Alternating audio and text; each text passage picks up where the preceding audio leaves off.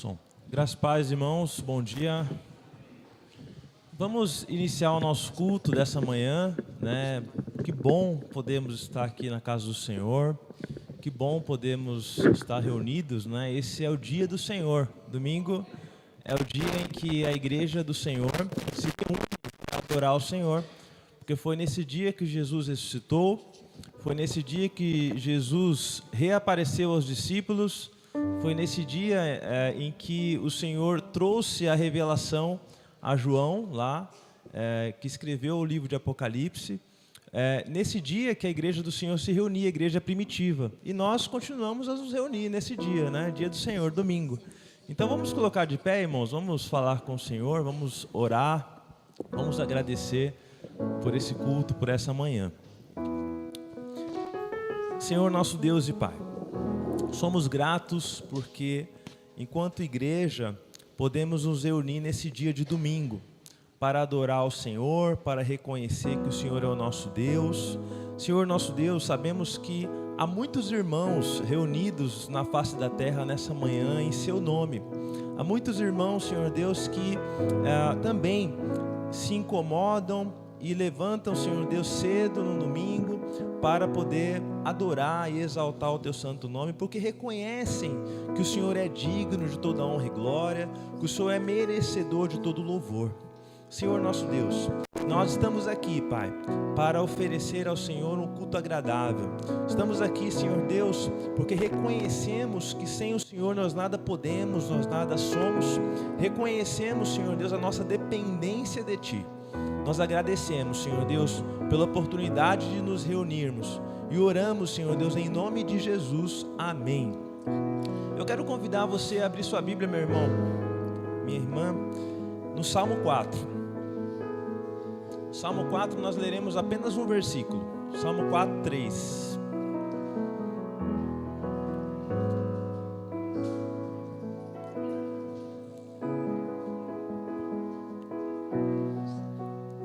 A palavra do Senhor diz assim: saibam que o Senhor escolheu o piedoso.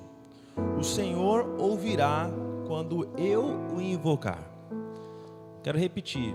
Saibam que o Senhor escolheu o piedoso. O Senhor ouvirá quando eu o invocar. A palavra do Senhor, irmãos, fala que o Senhor escolhe aqueles que são justos, aqueles que são fiéis ao Senhor, né? E essa é a certeza que nós temos. O Senhor escolhe aqueles que de fato irão adorá-lo, né? E é isso que traz uma certeza para nós, né? Não fomos nós que escolhemos o Senhor. Nós até podemos dizer, eu escolhi adorar, eu escolhi vir aqui hoje. Mas antes de tudo, irmãos, Deus nos escolheu. Deus foi quem preparou esse lugar, esse momento. Deus chamou você para estar ao encontro dele. Essa é a certeza do salmista. E ele chega a dizer, na continuidade desse verso 3 aí, que nós lemos, ele diz, o Senhor ouvirá, né? A certeza do salmista, o Senhor ouvirá quando eu o invocar. Então, de fato, irmãos, podemos ter essa garantia, essa certeza, o Senhor está aqui, Ele está ouvindo, né? Nosso clamor, nossa adoração, amém? Vamos continuar, vamos adorá-lo com nossos louvores, vamos exaltá-lo.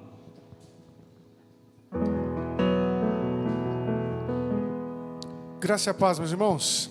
Bom dia a todos vocês. O salmista nos diz que os estatutos do Senhor devem ser o tema da nossa canção.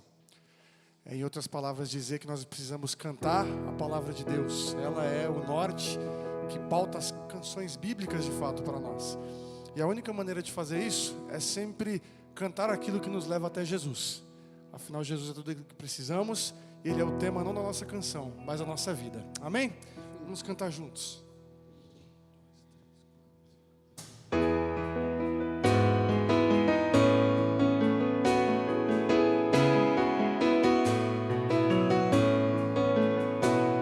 Sim, há um motivo sem fim para cantar e bendizer com louvores aquele que veio a nós por amor, fez tudo novo e se faz presente.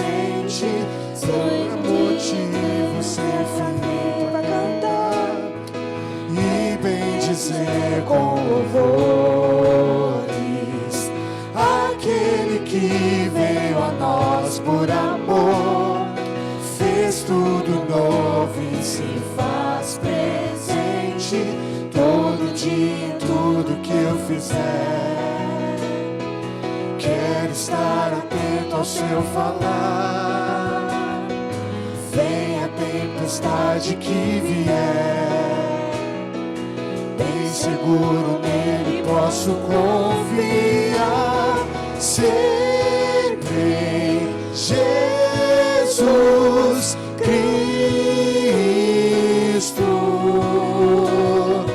nossa esperança,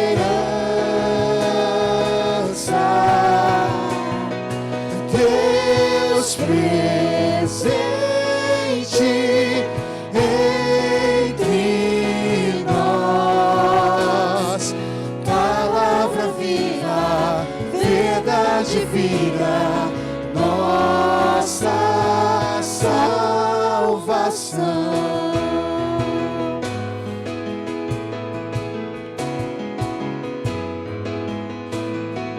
Mais uma vez, sim há motivos. Sim, há motivos sem fim pra cantar e bendizer com louvores aquele que veio a nós por amor, fez tudo novo e se faz presente todo dia em tudo que eu fizer. Quero estar atento ao seu falar, venha a tempestade que vier, bem seguro nele posso confiar, sempre em Jesus Cristo, nossa esperança,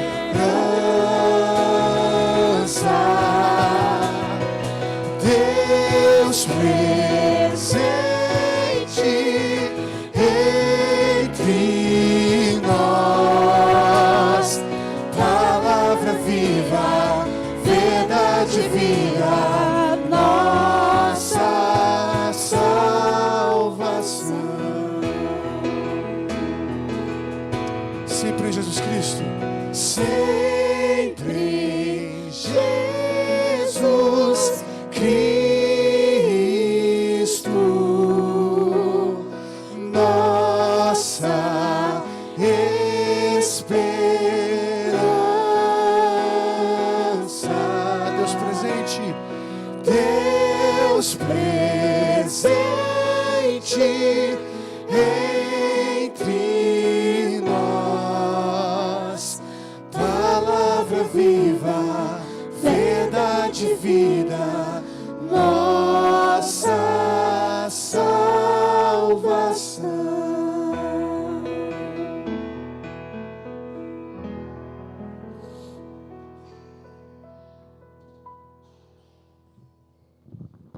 Quero convidar você novamente a abrir sua Bíblia no Salmo 4, esse mesmo salmo que nós abrimos o culto. Nós lemos a partir do verso 3, eu quero convidar você a observar aqui até o verso 8, do 3 ao 8. A palavra do Senhor diz assim: saibam, Salmo 4, dos versos 3 ao 8. Amém, irmãos? A palavra do Senhor diz assim: saibam que o Senhor escolheu o piedoso, o Senhor ouvirá quando eu invocar. Quando vocês ficarem irados, não pequem. Ao deitar-se, reflitam nisso e aquietem-se. Olha o que diz o verso 5: ofereçam sacrifícios como Deus exige e confiem no Senhor. Muitos perguntam: quem nos fará desfrutar o bem? Faze, ó Senhor, resplandecer sobre nós a luz do teu rosto. Encheste o meu coração de alegria, alegria maior do que a daqueles que têm fartura de trigo e de vinho. Em paz me deito e logo adormeço, pois tu Senhor, me fazes viver em segurança. Em paz me deito e logo adormeço, pois só Tu, Senhor, me fazes viver em segurança. Amém, irmãos? E essa segurança, essa tranquilidade que nós temos, ela advém de um coração cheio de alegria, é o que diz o verso 7. Encheste o meu coração de alegria, né? Alegria maior do que daqueles que têm farturas, porque essa é uma alegria que o Senhor dá para nós. Mas isso também vem, irmãos, de algo mais, né? Que está aqui no verso 5. Ofereça os sacrifícios como Deus exige. Isso nos fala de zelo, de sermos zelosos à palavra do Senhor, né? Hoje nós não oferecemos sacrifícios rituais, né? Isso não.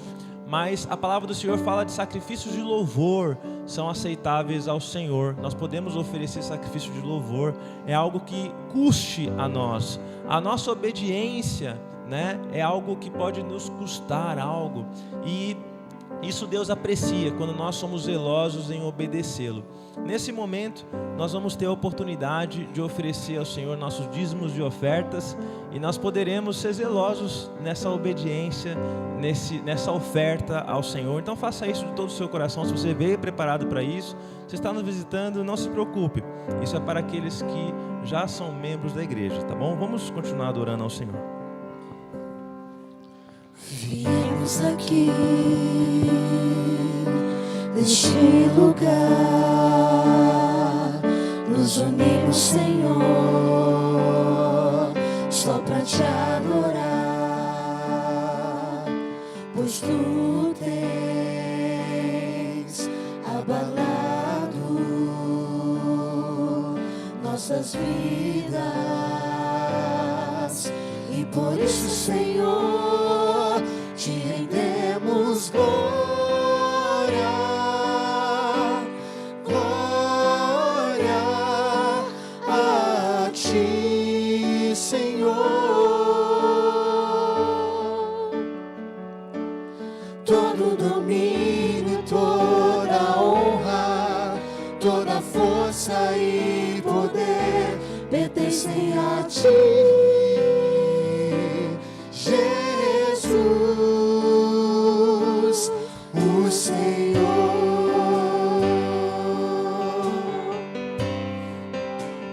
Viemos aqui neste lugar,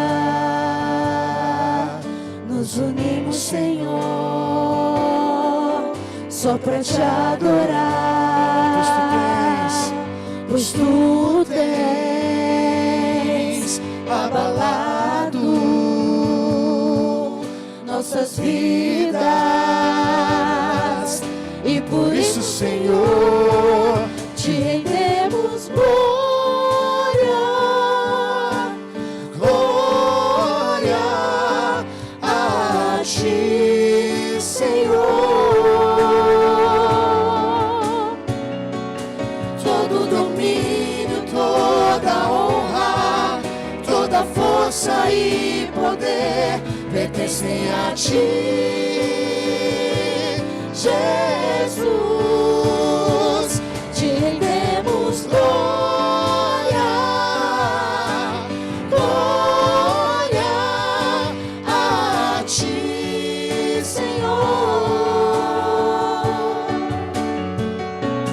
Todo domínio, toda honra, toda força e poder pertencem a Ti, Jesus, o Senhor.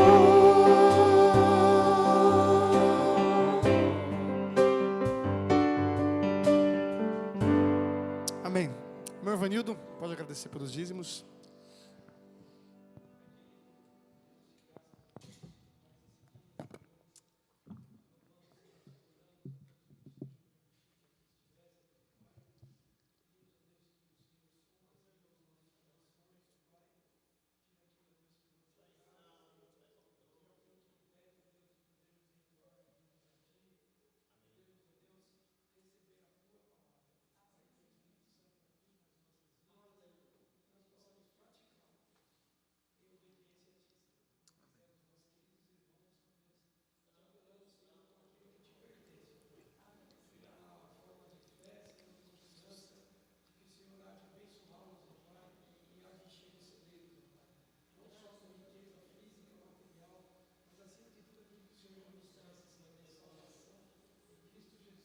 Amém.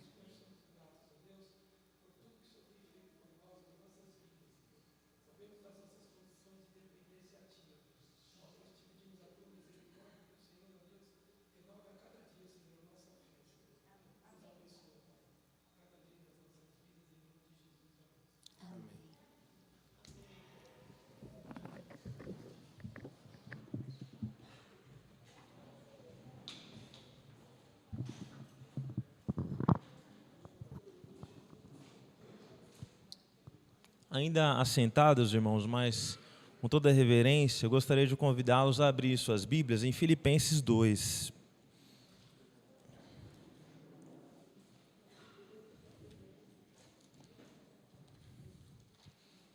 Filipenses, capítulo 2.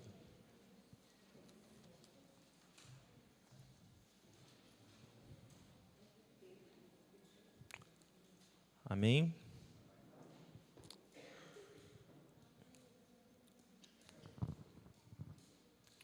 O tema da mensagem dessa manhã é a unidade espiritual produzida por Deus.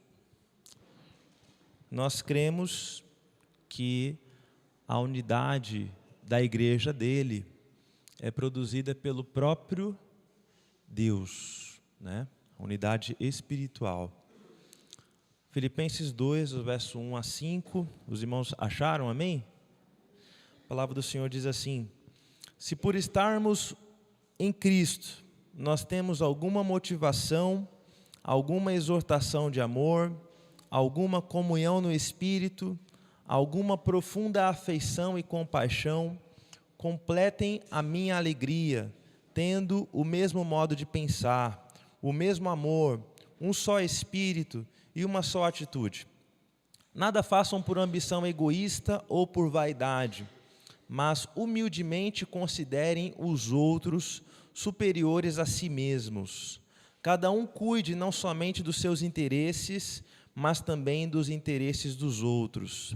Seja a atitude de vocês a mesma de Cristo Jesus.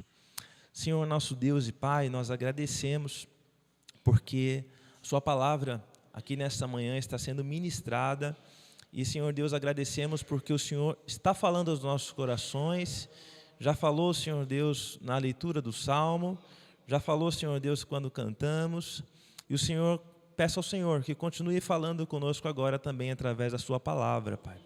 Que, Senhor Deus, o Senhor encontre aqui corações, mentes, ouvidos abertos para compreender aquilo que o Senhor deseja falar individualmente para cada um. Eu já agradeço e oro em nome de Jesus, Senhor. Amém.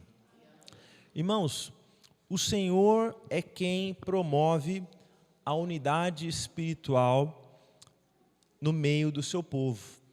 O Senhor é aquele que produz essa unidade, porque essa unidade, ela não é externa, ela é uma unidade interna. Ela é algo que o Senhor promove. Ela não tem a ver com uma unidade denominacional, mas ela é uma unidade espiritual. E só existe, irmãos, um corpo de Cristo, uma igreja, um rebanho, uma noiva. E nesse sentido, todos aqueles que nasceram de novo, todos aqueles que um dia tiveram a oportunidade de entregar a sua vida a Jesus, eles já se encontram unidos com o povo do Senhor, já fazem parte do rebanho do Senhor, que é a igreja. E esta unidade, ela é constituída sobre fundamentos. Essa unidade, ela é constituída sobre uma base, né, que é o próprio Cristo. E ela não pode ser, não tem condições de ser uma unidade ecumênica, na qual muitas pessoas afirmam que todas as religiões elas podem se unir, e todas as doutrinas, todas as formas de pensamento, todas as ideias sobre Deus, elas têm uma forma de unidade. Isso é impossível, porque a unidade que Cristo promove, ela é uma unidade com base em fundamentos. Então, nós entendemos que essa unidade é uma unidade de fato espiritual e ela é uma unidade promovida pelo próprio Deus. Nós iniciamos o culto aqui, irmãos, dizendo que o Senhor, Ele separa, né, os justos. É o Senhor quem escolhe, é o Senhor quem separa, né, aqueles que são seus, lá no Salmo capítulo 4, verso 3. Isso é uma verdade muito grande. E quando nós lemos aqui o livro de Filipenses, capítulo 2, nós vemos aqui uma frase inicial no verso 1. Se por estarmos unidos em Cristo, se por estarmos em Cristo, estar em Cristo. E aí eu gostaria de você olhasse para quem está do seu lado e você dissesse assim: meu irmão, você está em Cristo?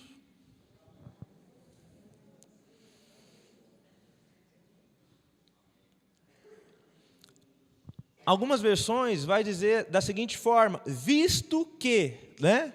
Visto que, a NVI ela coloca assim: se por estarmos em Cristo.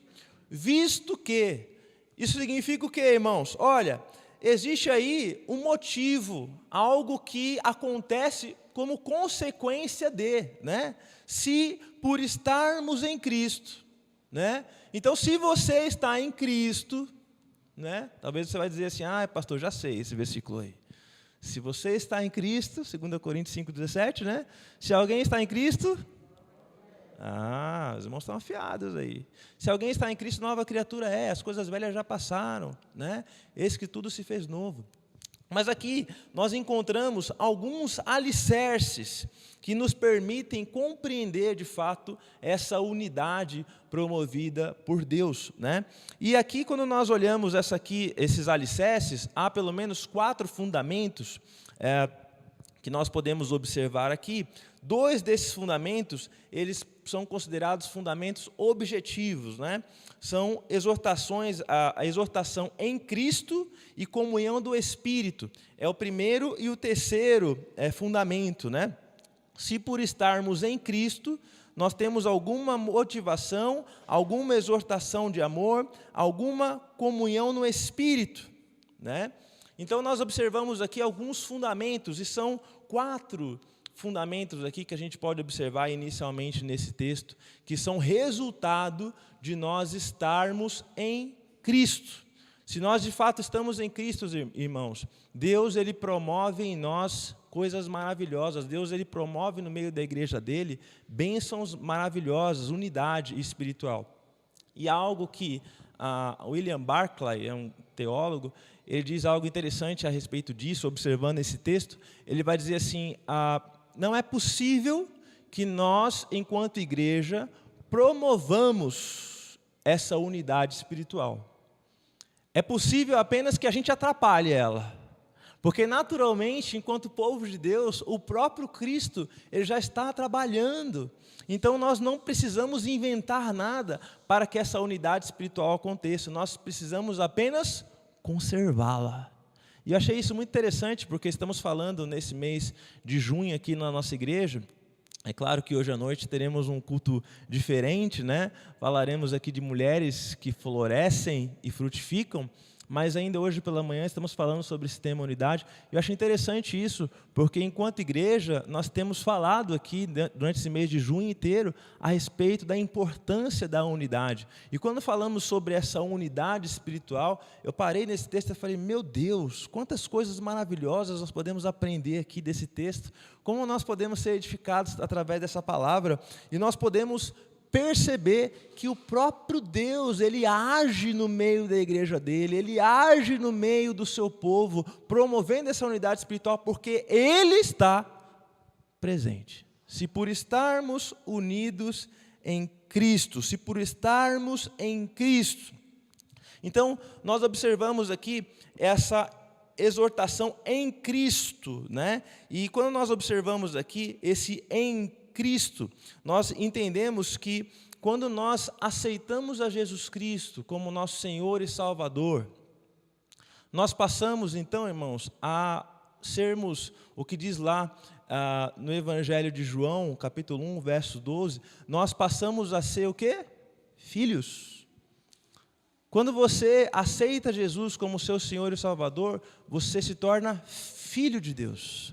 E por ser filho de Deus, você passa a partilhar da herança do Pai. Você agora é filho, e como filho de Deus, você tem direito a uma herança. Há algumas pessoas que cantam nas igrejas, né? Há uma música que é muito questionável, né? Tudo que Jesus conquistou na cruz é direito nosso, é nossa herança, né? Há muitos pastores que não gostam muito dessa música, não, porque, de fato, ela traz para nós uma ideia de que talvez a gente seja merecedor de algo, que a gente tem algo aí que a gente deva reivindicar de Deus, e há pessoas reivindicando coisas de Deus, não é? E pessoas até que dizem, a gente ouve muitas vezes em rádios, né, pastores e pessoas dizendo, você tem que dizer, você tem que reivindicar, né? Você tem que exigir de Deus a sua bênção. Irmãos, isso não é correto, exigir nada de Deus, né? Tudo que Deus entrega para nós é gracioso, é algo maravilhoso, mas de fato, irmãos, o que Deus opera em nós, quando nós entregamos a nossa vida a Ele, é que nós passamos a ser uma nova criatura e nós passamos então a compartilhar da herança daquilo que o Senhor promoveu na cruz, e isso é maravilhoso. Eu recebo isso de forma graciosa, eu não preciso exigir isso de Deus. Estar em Cristo significa que eu entreguei minha vida a Jesus, significa que agora eu sou filho de Deus. Aí você talvez diga assim, pastor, mas eu achava que todo mundo era filho de Deus. Irmãos, filho é aquele que tem direito à herança. Todos são criaturas, todos foram criados por Deus. Mas lá em João 1,12 você vai observar claramente, a todos quanto recebeu, deu-lhes o direito de serem feitos filhos de Deus. Então, é para todos aqueles que receberam a Jesus. E estar em Cristo significa isso. Nós recebemos a Jesus Cristo e estamos ligados a Ele e temos direito à herança que Ele promoveu por nós na cruz, temos direito à vida eterna, não por mérito nosso, mas por mérito do próprio Cristo. Amém, irmãos? Glória a Deus por isso. Eu senti que esse amém estava muito mais forte do que os começos, né? Fico feliz, porque quando eu falo sobre salvação, falo sobre estarmos em Cristo, os irmãos se alegram, porque é isso mesmo, nós temos motivos, de fato, para nos alegrarmos, irmãos. Isso é bênção de Deus, é motivo de gratidão. Nós observamos também aqui, no versículo 1, o Senhor a palavra do Senhor ainda nos falando assim, se por estarmos em Cristo, temos alguma motivação, alguma exortação do Senhor, temos comunhão no Espírito. Olha só o que a palavra aqui vai nos dizer, comunhão no Espírito. Isso também remete a essa ideia, essa participação espiritual que nós passamos a ter, né, quando nós recebemos a Jesus Cristo com o Senhor, nós temos comunhão no Espírito. E o que quer dizer, pastor, essa comunhão no Espírito? O apóstolo Paulo está dizendo àquela igreja de Filipos o seguinte, olha, vocês a partir de agora, vocês têm o Espírito do Senhor que liga vocês. Essa comunhão é uma comunhão no Espírito. Interessante isso, né? Porque é algo que nos liga de forma espiritual. O Espírito Santo, ele passa então a habitar na vida do crente, e o Espírito Santo comunica entre nós coisas maravilhosas. Isso é maravilhoso, irmãos, porque é como Deus vai trabalhando na igreja dele, de uma maneira espiritual. Nós somos parte de um rebanho, né? Onde o pastor, o sumo pastor desse rebanho é o próprio Cristo. É o Senhor Jesus Cristo. E esse Senhor, Ele vai falando conosco, quando você ora, quando você fala com Deus, quando você está ligado espiritualmente com Deus, o Espírito Santo vai falando com você de uma maneira maravilhosa, de uma maneira até estranha, que muitas vezes a gente não consegue entender de forma objetiva. Ontem estava lá na igreja de Vila Paraíso, e eu estava falando com os irmãos, lá em Guarulhos, né, pregando no aniversário daquela igreja, eu dizia para os irmãos que a igreja do Senhor é edificada pelo próprio Cristo, né? É Cristo quem edifica a igreja. Nós observamos lá em Mateus 16, 18, o Senhor olhando para Pedro, dizendo: Pedro, tu és Pedro, né? Sobre essa pedra edificarei a minha igreja, e as portas do inferno não prevalecerão contra ela. É a palavra do Senhor. Então, o Senhor edifica a igreja dele. Aí nós fomos observando ali como o Senhor ele foi edificando a igreja dele ali através do livro de Atos. E se você observar Atos capítulo 13, abre a sua Bíblia comigo aí, Atos 13. Deixa marcado Filipenses, mas volta um pouquinho aí, em Atos 13.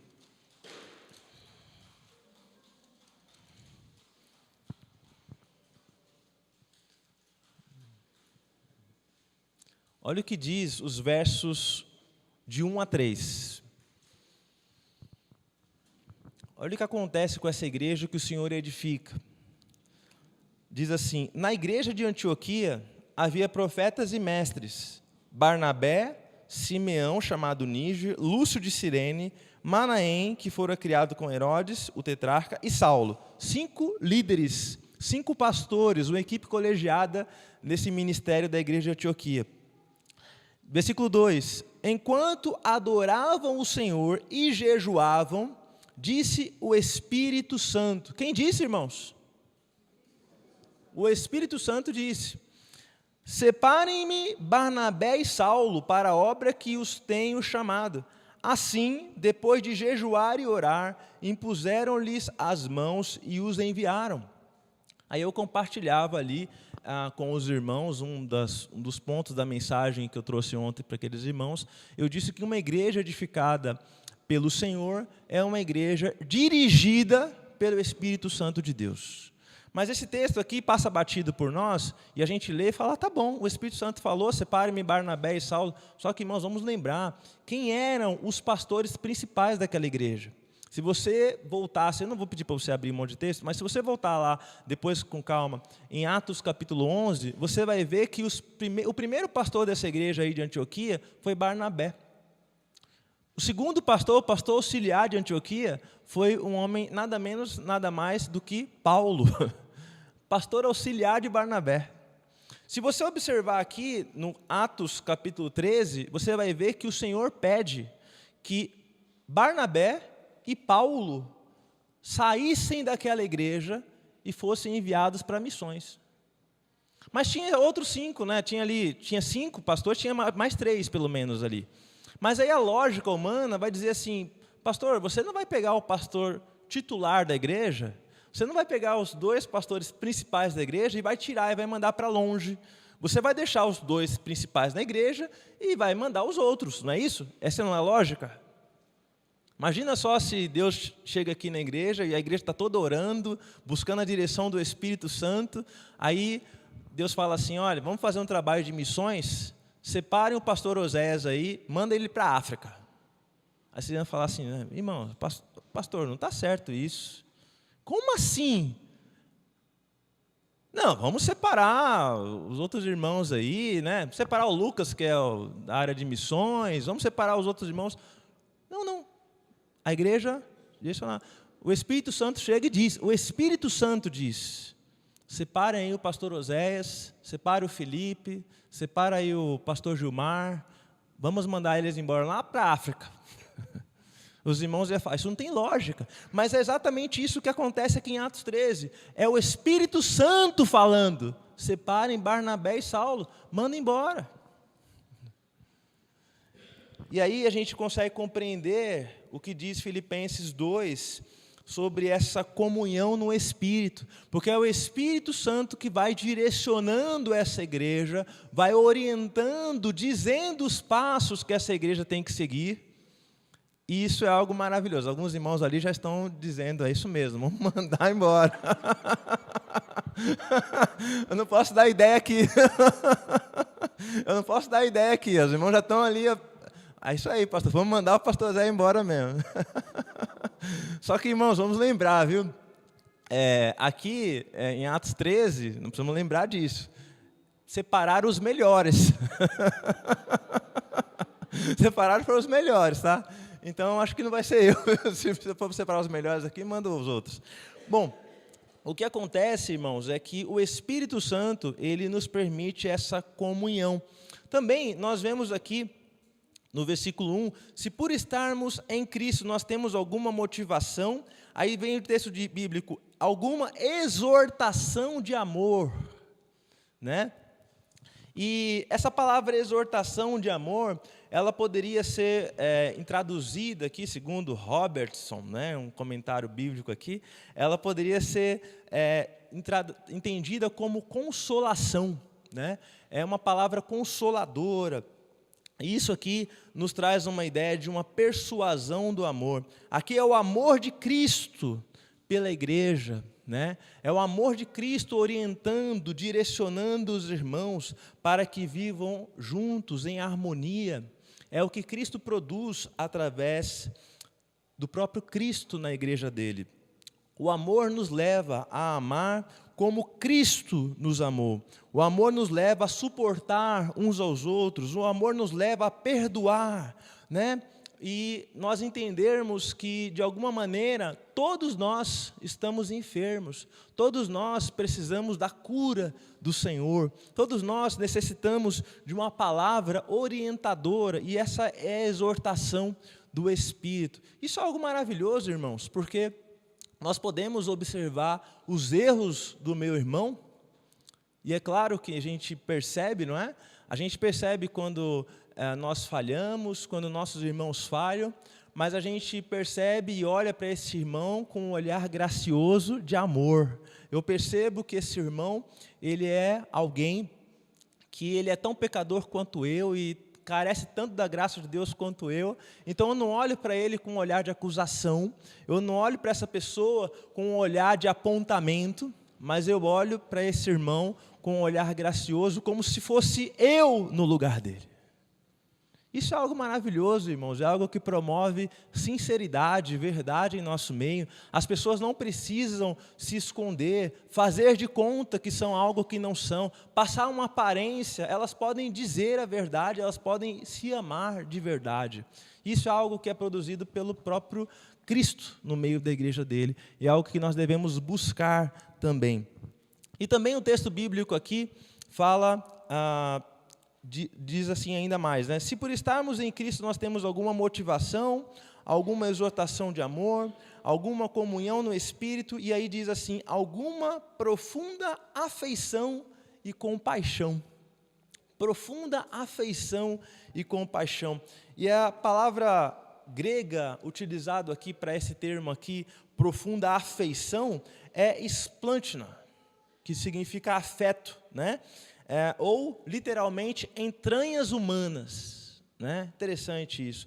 Considerados aqui como a sede da vida emocional, né? Enquanto nós vemos aqui o apóstolo Paulo, no primeiro capítulo, falando do amor dele pelos filipenses, aqui ele se refere ao amor de Cristo por eles e através deles.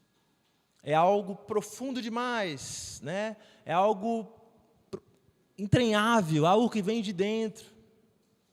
É uma profunda afeição.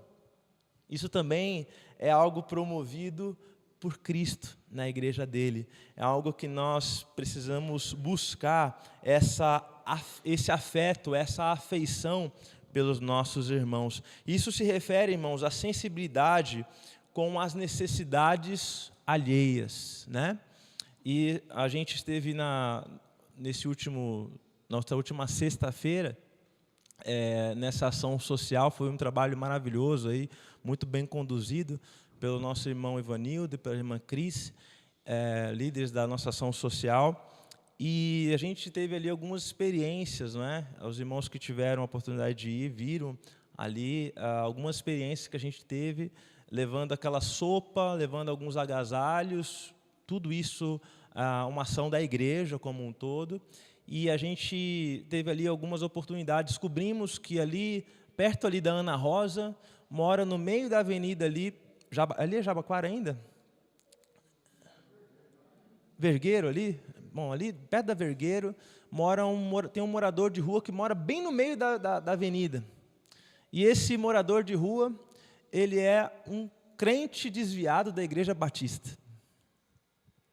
um senhor já idoso. E ali a gente esperando para poder continuar a nossa caminhada, né? Esperando para poder levar uma Marmitex ainda quente, né? A sopa quente para outras pessoas. E ali os carros parados, né? E a gente esperando, falou, meu Deus, o que aconteceu? Não é possível. O pessoal foi lá, porque foi um grupo só, né, de jovens, foram ali. E aí, de repente, chego lá próximo, eu fui lá também para ver o que está acontecendo. E aí, chego ali próximo, o pessoal fala, esse aqui é o pastor da igreja. Ah, senhor pastor, dá um abraço aqui. Um abraço, abraça. Um homem todo sujo, fedido, abraça. Ah, aperta aqui, segura aqui minha mão. A mão dele toda suja também, aperta a mão.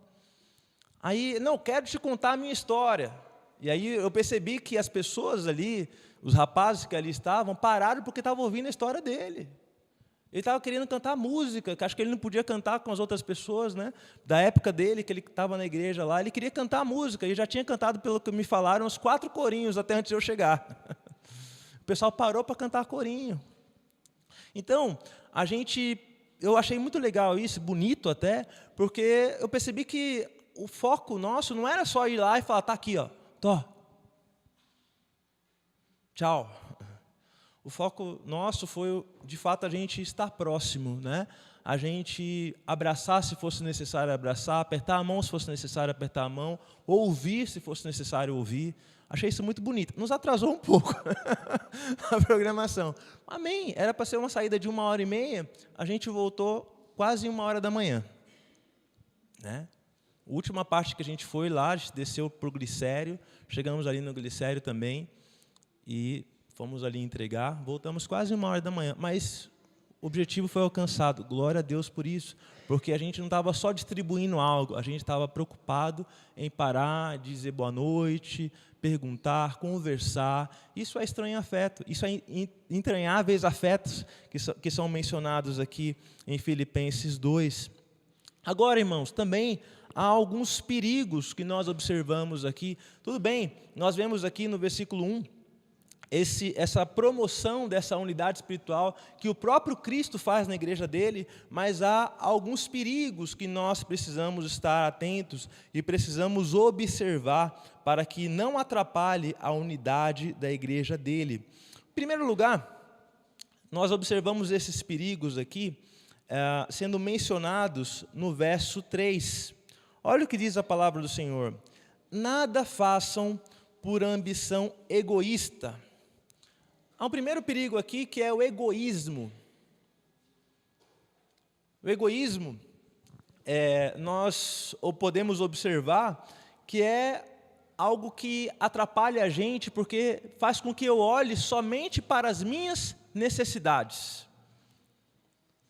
É aquilo que eu preciso, vem em primeiro lugar. Isso é egoísmo. É não dividir, é não compartilhar, é não, de alguma maneira, me importar com o próximo, o egoísmo. O egoísmo tem atrapalhado esse agir de Deus no meio da igreja, né? Se bem, como eu já disse inicialmente, quem promove a unidade é o próprio Espírito de Deus, é o próprio Deus.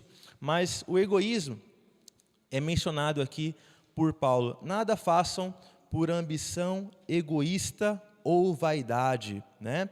Nós somos aqui alertados a cuidarmos da nossa vaidade, cuidarmos do nosso egoísmo. E talvez você diga assim, pastor, eu já sei sobre egoísmo, né? Egoísmo é quando eu não compartilho o brinquedo, né? É muito fácil você perceber egoísmo na criança. As crianças, elas têm essa questão da posse, é meu, né? E a gente tem que estar sempre orientando, ensinando as crianças a compartilhar, não é dividir, é compartilhar a palavra certa. Então, já sei, pastor, isso aí é fácil, né? É compartilhar o meu brinquedo, é compartilhar o que eu tenho.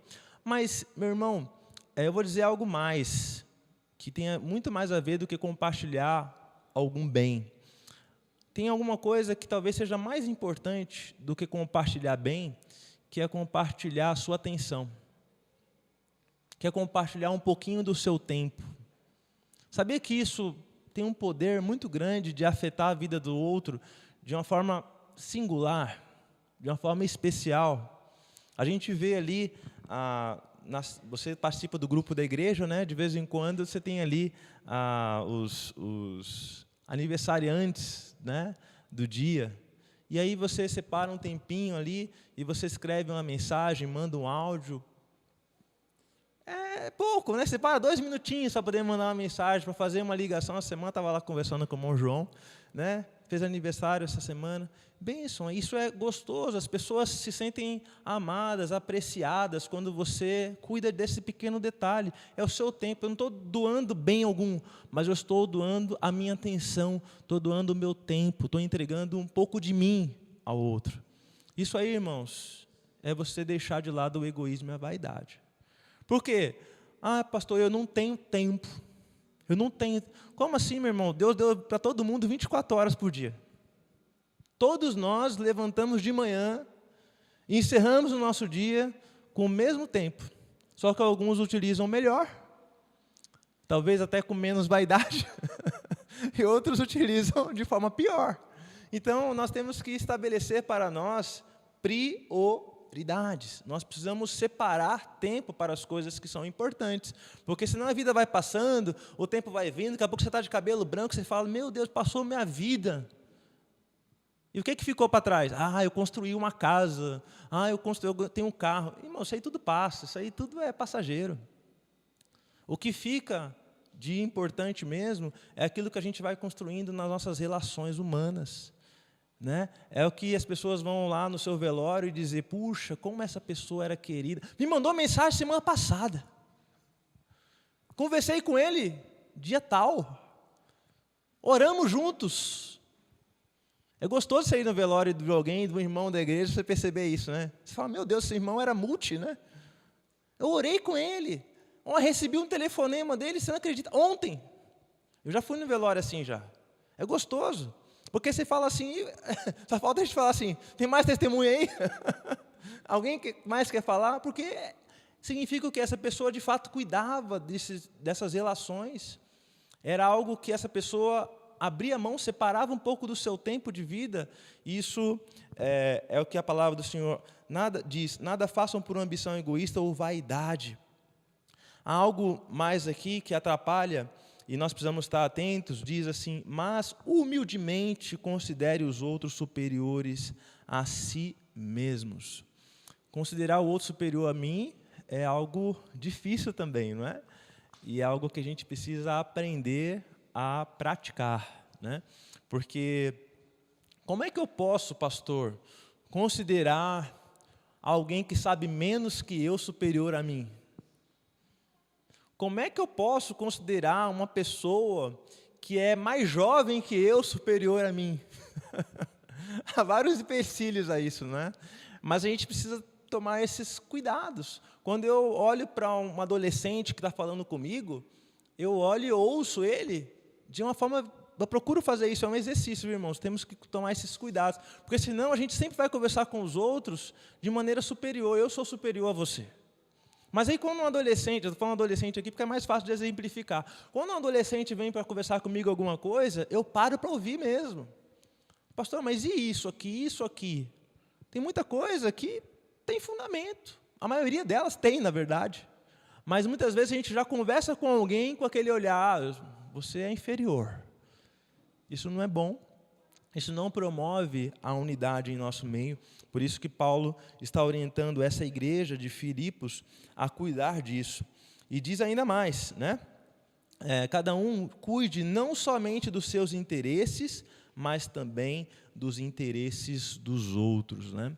Então, esses são os empecilhos, os perigos que nós precisamos estar atentos para não atrapalhar aquilo que Deus produz no meio do seu povo. Aí, como resultado de tudo isso, está o versículo 2 aqui, e eu quero concluir minha mensagem aqui, no verso 2. Diz a palavra do Senhor, completem a minha alegria, tendo o mesmo modo de pensar, o mesmo amor, um só espírito e uma só atitude. Olha que coisa maravilhosa, né? Uma igreja dessa, talvez você vai dizer assim, pastor, uma igreja dessa aqui, né, onde todos têm o mesmo modo de pensar, o mesmo amor, um só espírito e uma só atitude, eu já sei. é uma igreja de robôs. Todo mundo diz amém, né? Aham, sim, senhor. É isso? Não. De jeito algum.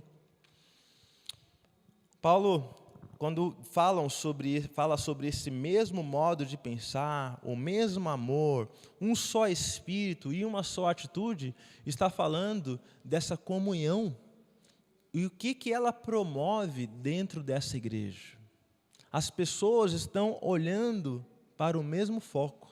Está todo mundo dentro do mesmo objetivo.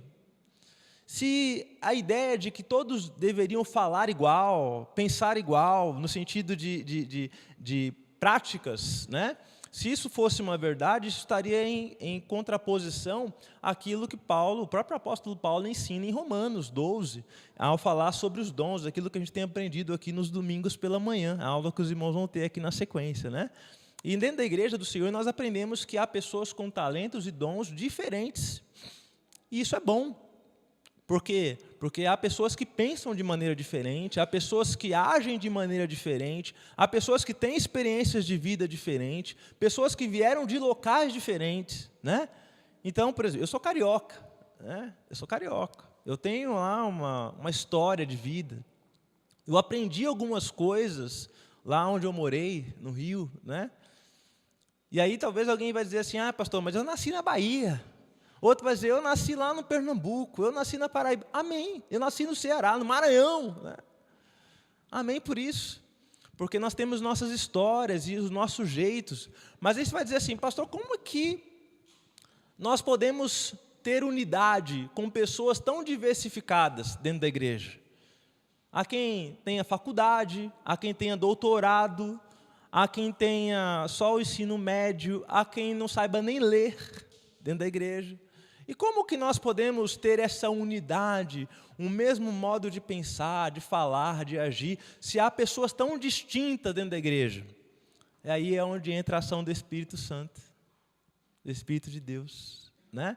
Porque Ele permite que essas pessoas, dentro da sua própria diversidade de pensamento, de ideias, de dons, de talentos, possam andar em unidade, possam ter, sim, o mesmo modo de pensar, o mesmo modo de falar. Não é a mesma fala, não é o mesmo pensamento, é o mesmo modo de falar, é o mesmo modo de pensar, porque é isso que Deus promove no meio da igreja dele. Então, quando a gente está unido em Cristo, o Espírito Santo ele vai promovendo isso. Se nós observarmos lá em Atos 13, o texto que eu mencionei aqui como ilustração, os irmãos vão perceber ali que o Espírito Santo fala para aqueles 5 líderes, né? Fala para aqueles 5 homens ali que estão buscando o próprio Deus ali em oração, em jejum, e isso é algo que o Espírito Santo promove, não há dúvida daquilo que Deus está conduzindo e a maneira como Ele está falando. Nós somos confrontados também aqui no verso 5 com a atitude de Cristo, né? Diz o verso 5, seja a atitude de vocês a mesma de Cristo Jesus. E eu não vou ler a sequência do texto aqui, nosso estudo está entre os versos 1 ao 5, mas a atitude de Cristo é a atitude de humildade, né? É isso também que acontece no meio da igreja de Cristo quando nós estamos aqui unidos nele, estamos unidos em Cristo. Que o Senhor, irmãos, permita, de fato, que a Igreja Batista de Vila Moraes seja uma igreja que vive, né, esses princípios, esses valores para a honra e glória do Senhor. Amém? Vamos orar ao Senhor, irmãos? Pai amado, nós agradecemos porque estamos aqui, Senhor Deus, sendo confrontados com esse texto aqui de Filipenses, capítulo 2, onde nós podemos perceber, de fato, que o Senhor, ao nós nos unirmos ao Senhor em Cristo, o Senhor promove no meio da sua igreja bênçãos maravilhosas que permitem, de fato, uma unidade, e essa unidade é uma unidade espiritual, uma unidade promovida pelo Senhor. Pai amado, não permita que barreiras, que empecilhos atrapalhem aquilo que o Senhor deseja fazer no nosso meio. mas que, Senhor Deus, possamos ser agentes da unidade, agentes, Senhor Deus, do acolhimento, agentes daquilo que o Seu próprio Espírito, Senhor Deus, nos chama a praticarmos.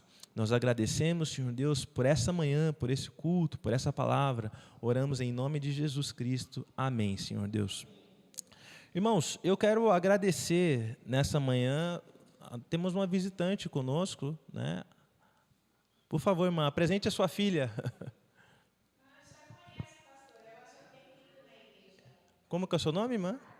Karen, bem-vinda, Karen. Deus abençoe, viu? Pode sentar. Como a nossa igreja diz para os nossos visitantes, irmãos? Bem-vindo. Amém, amém. Karen, bem-vinda mais uma vez. Você já é da casa, mas quanto mais a gente dizer isso, né? Amém, é melhor. Mas alguém está nos visitando nessa manhã? Não? Ah, tem lá atrás? Quem? Tiago? Cadê o Tiago? Ah, o Tiago está aqui. Muito bem. Tiago, bem-vindo mais uma vez. Tiago, domingo passado esteve aí conosco, né? Colocou no GPS lá o endereço errado e veio parar aqui conosco. Foi bênção. Obrigado, Tiago, por mais uma vez você estar com a gente aqui, viu? Nós não falamos, né? Seja bem-vindo para o Tiago. Então vamos falar de novo, irmãos. Seja bem-vindo em nome de Jesus, Tiago. Amém. Irmãos, o nosso irmão Alexandre, que chama a irmã Cláudia já à frente. Cadê a nossa irmã Cláudia? Está aqui? Vem cá. O nosso irmão Alexandre, enquanto a irmã Cláudia chega aqui, ele avisou que ele tem alguns mapas rodoviários lá e ele está separando para os irmãos que quiserem, né? Então, você usa mapa, e muita gente já usa GPS, né? Mas tem gente que gosta de usar o mapa lá para poder olhar o endereço certinho. Fala com o irmão Alexandre lá que ele tem separado para os irmãos.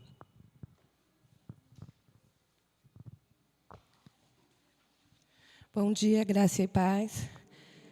Eu estou vindo aqui para pedir uma ajuda, um coração quebrantado para nos ajudar.